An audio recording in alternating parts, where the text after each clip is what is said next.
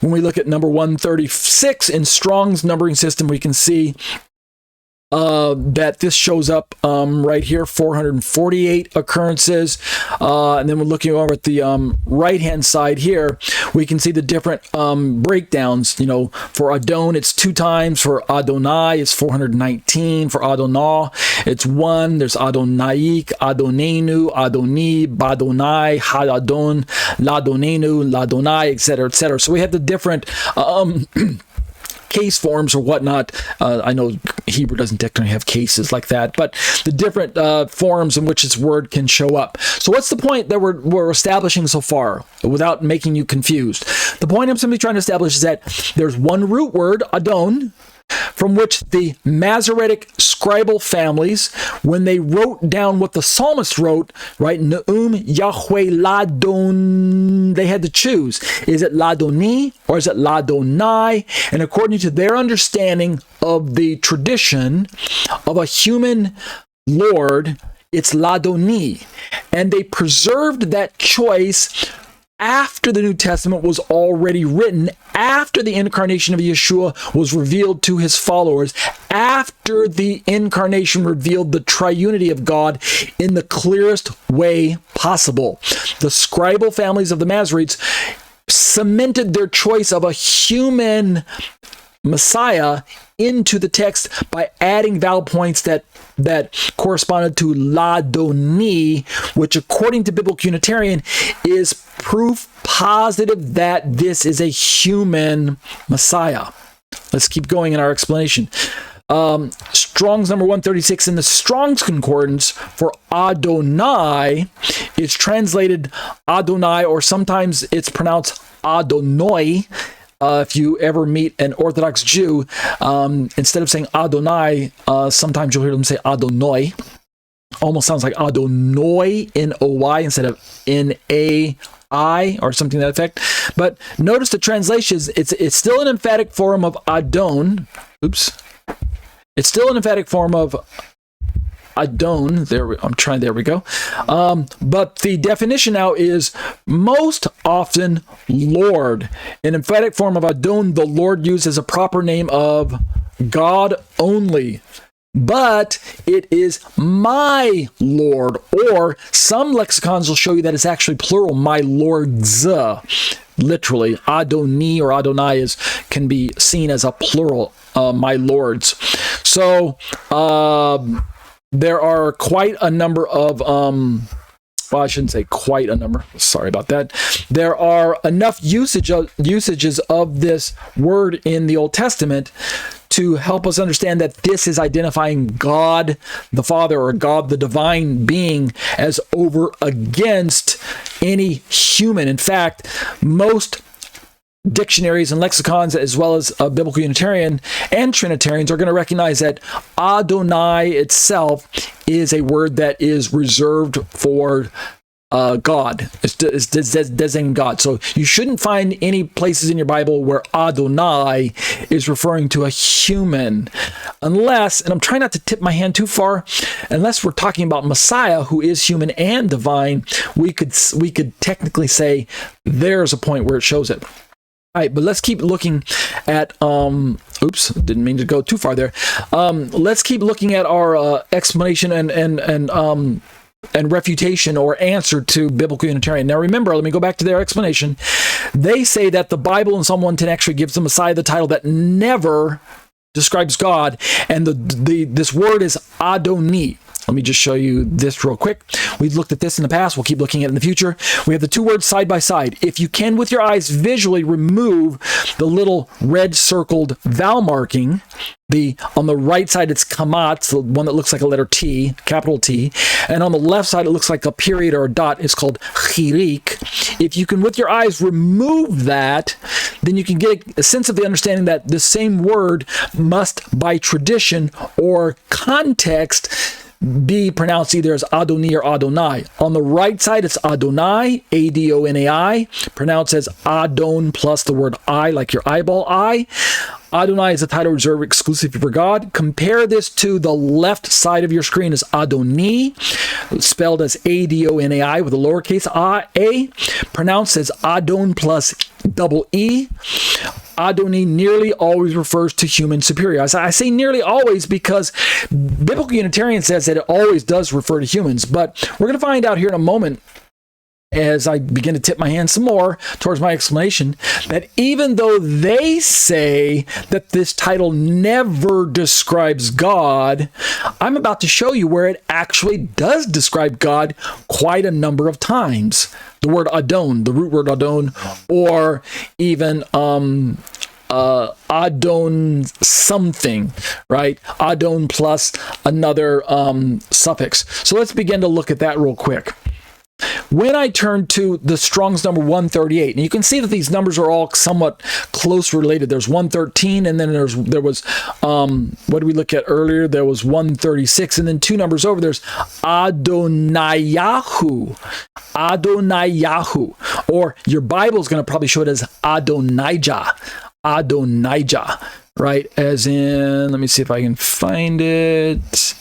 Where's my other reference? Okay,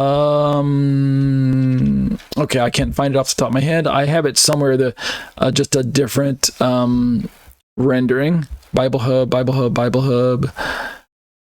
There we go. Blue Letter Bible. Okay, so Adonijah. Here we go.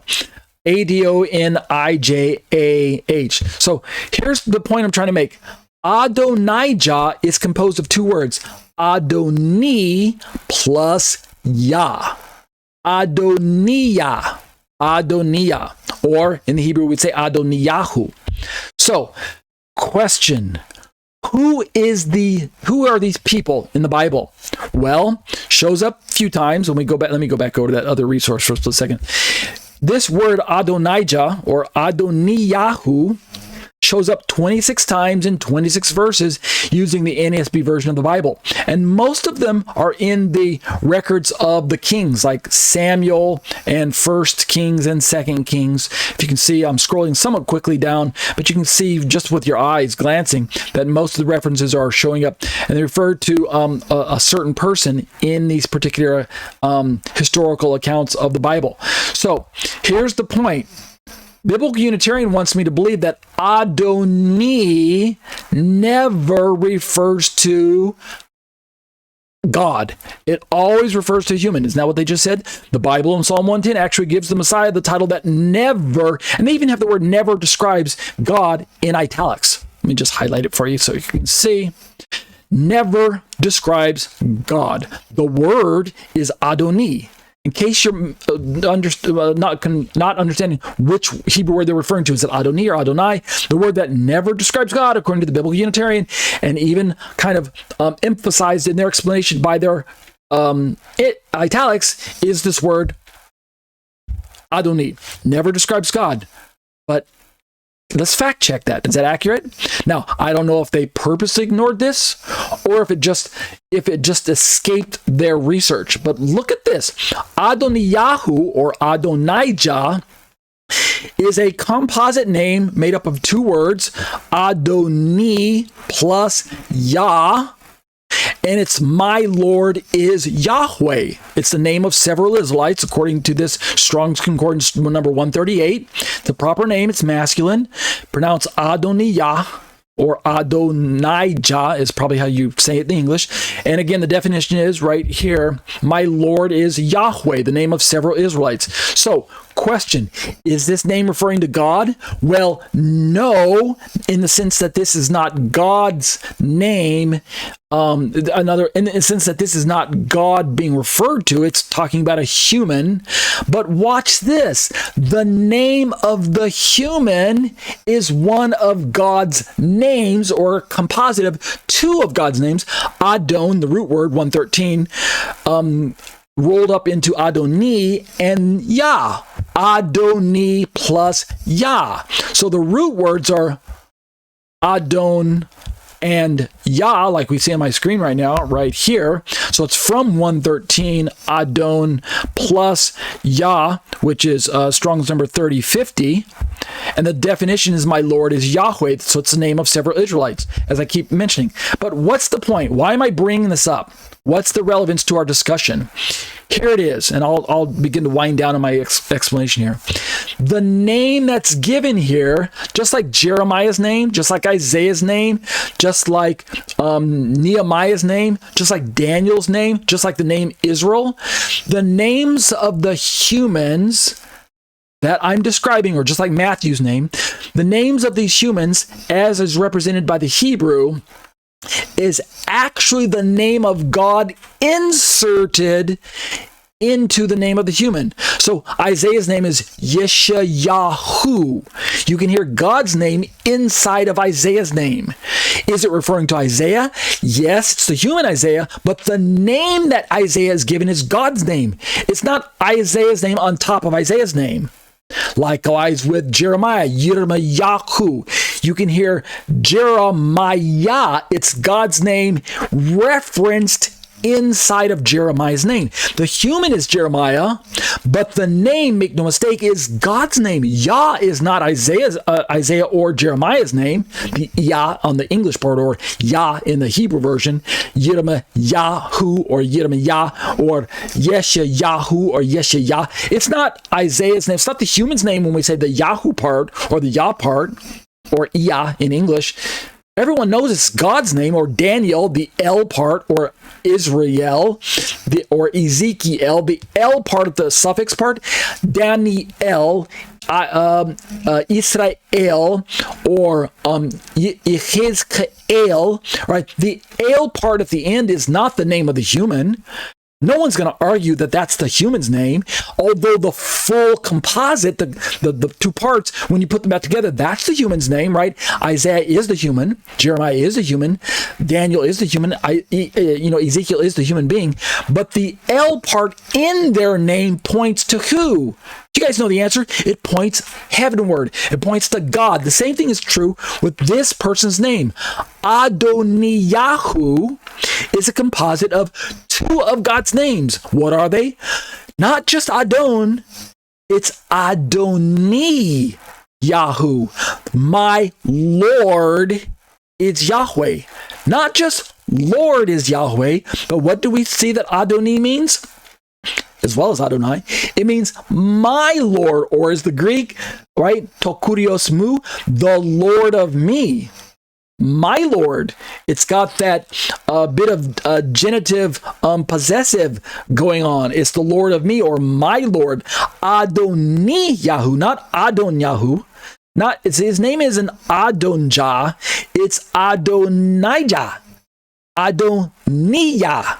What's the point I'm trying to make? Adoniyahu. The point is, biblical Unitarians trying to tell me that Adoni, this first part that you can see on your screen right now, Adoni doesn't show up referring to God. But I think they're wrong. I'm certain they're wrong. Somebody tell me I'm missing it here. Adoni is my Lord is, and just so there's no mistake, my Lord is Yahweh. Not my Lord is the human. You get it? So Yahweh is my Lord, or my Lord is Yahweh. Yahweh is Adoni, or Adoni is Yahweh, is what his name means.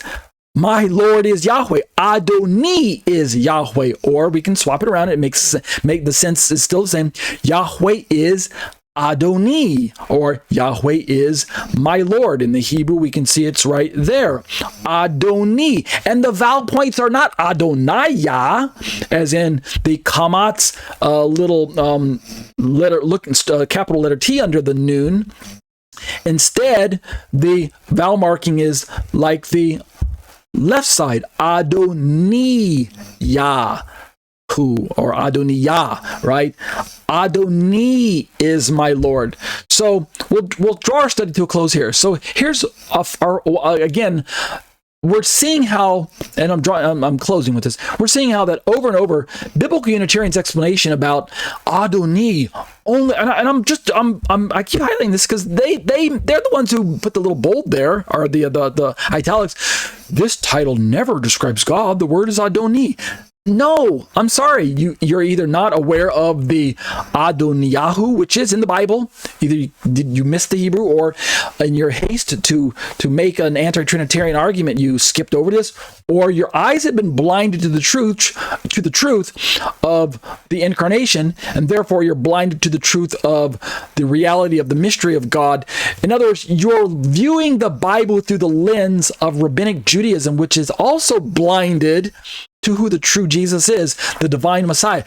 When he walked and talked to the earth, walked the earth and talked with his disciples, he was seen as a human being. Yes, he's fully human, he's truly human.